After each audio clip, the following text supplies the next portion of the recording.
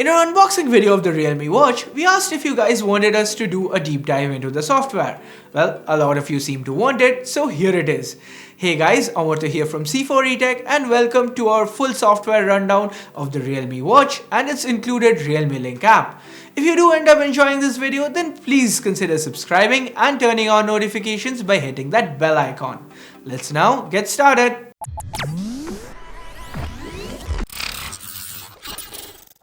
So let's start with the watch faces. This is the default watch face. Shows the time, the weather, the date and a bunch of fitness data. Pretty good. But maybe you want something that looks a little more like a classic watch. Or maybe a digital clock or something with a battery status indicator. Well, we have 6 choices that are stored on the watch itself. We can choose a different one by long pressing on the home screen and then swiping right or left to choose the one we want.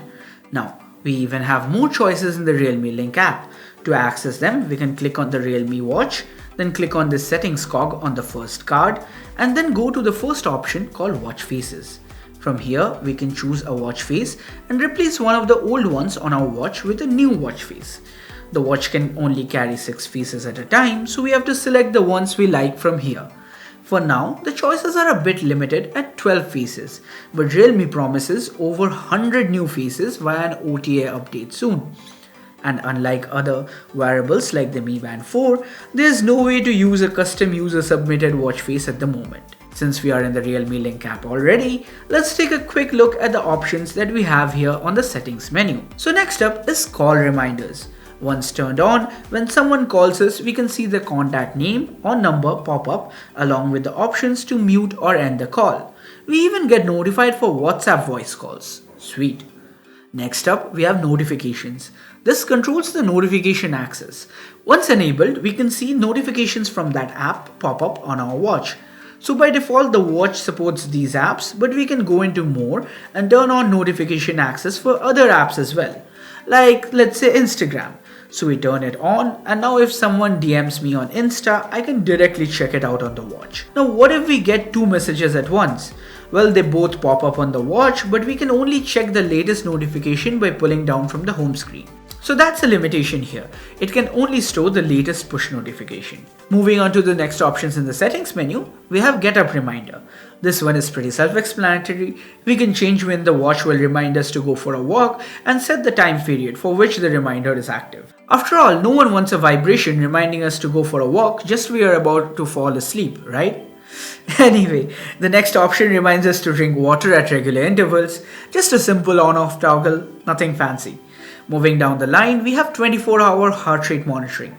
We can set the toggle for it to work in intervals of 5, 10, 20 or 30 minutes, or just switch it off entirely. We can also select high and low heart rate thresholds, and then the watch will inform us if our BPM reaches those limits. Next up on the list, we have the Find My Phone option. We can toggle it on from here, and then if we go to the Find My Phone option on the watch, our phone will start ringing if it is connected to the watch via Bluetooth. Remember guys, this does need an active Bluetooth connection between your watch and the phone in order to work. After that, we come to music controls. Toggling this on lets us control the music being played on our phone from the watch itself. Now on the Mi Band 4, we had this as a quick access toggle to the left of the home screen.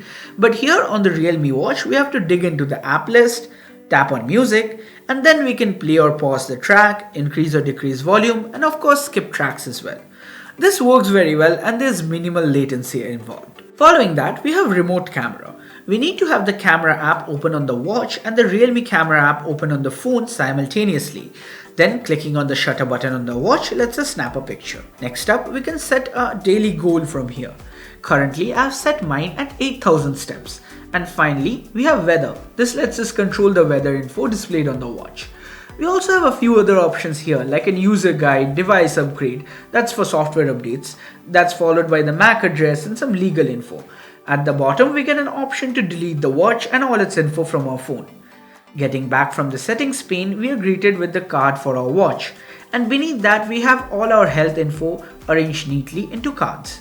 From this screen we can track our steps. Clicking on it gives us a more detailed view where we can track our progress daily, weekly, monthly or even across years. Following that we have our sleep data.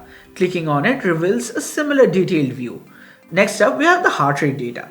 Clicking on it gives us a detailed view with more info like resting average and minimum as well as maximum heart rate. We also get a chart with our heart rate zones at the bottom of this screen. After heart rate, we have the SpO2 measurement, and tapping on that reveals a similar chart with details at the bottom. At the very end, we have our exercise logs. We can also click on the Exercise Now button, and that reveals a Google Maps screen with a choice for exercise type.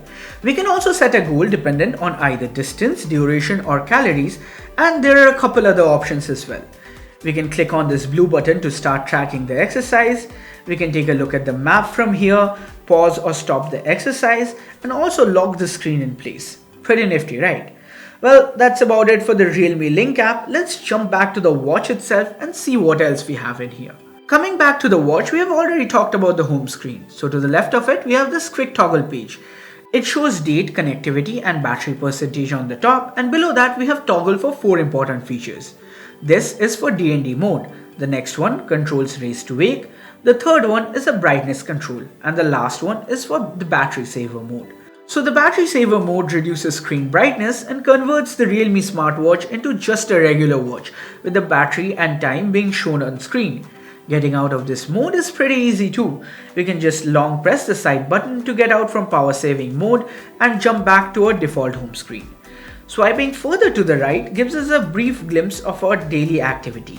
Next up, we have heart rate monitoring, followed by sleep monitoring, and finally the weather. Scrolling more gets us back to the home screen. We can also swipe to the left on the home screen to quickly peek at the weather and all the other cards in there. Pressing on the side button takes us back, or we can swipe back as per usual. Swiping down brings up the notifications, and swiping up reveals the app list. As for the apps, first up we have workouts. Similar to the one on the phone, we can click on any workout of our choice and the watch starts recording the data. We can swipe down to see the calories burned, and pressing the side button allows us to end the exercise. The watch can store this data for up to 7 days, and we have 14 different exercise modes to choose from. Next are the options for blood oxygen and heart rate measurement. We can click on this to measure our heart rate. I won't go into the details of this since we have already covered them earlier in this video. Following that, we have the activity log that keeps a record of our daily and weekly exercises. After that, we have sleep tracking, music controls, camera, and Find My Phone. All features we have covered before. Meditation though is something new. We can select the number of minutes we want to meditate, and then the watch regularly vibrates, setting up a rhythm for calm inhales and exhales. We also have a visual indicator on screen for each exhale and inhale. At the end, we can see our heart rate during the session. After that, we have the alarm function, and we can set the alarms directly from the watch itself. We can even set multiple alarms and can have it repeat whenever we want.